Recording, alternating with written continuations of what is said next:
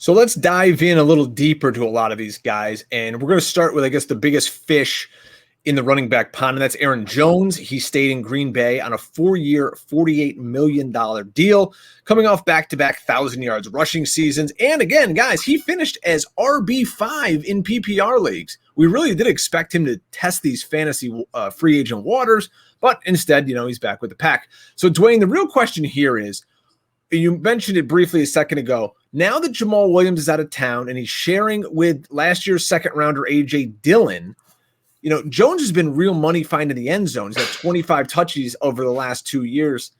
Like, is this role going to continue, or he's going to be that goal line guy? Could we see Dillon taking that, or is he just going to make it up now as a pass catcher?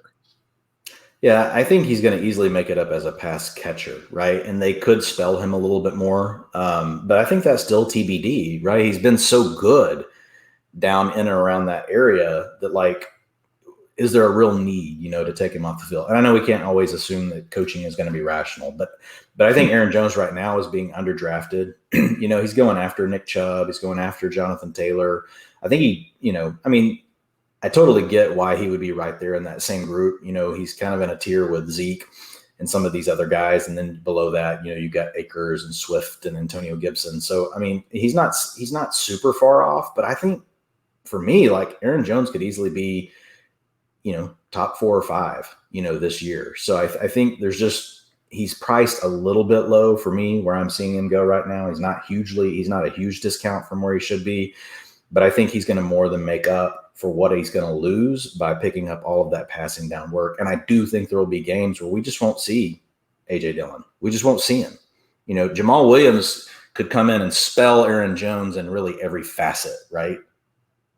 Dillon can't do that. Now, Dillon could progress, right, as a player. Sure. So that's what we would have to keep an eye on. But I just, nobody coming out of college really thought Dillon is this guy that you're really going to use in the passing game. So it would be a pretty big evolution, right, for Dillon to turn into that.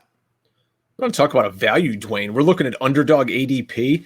Aaron Jones is coming off the board on average at a little over pick 11.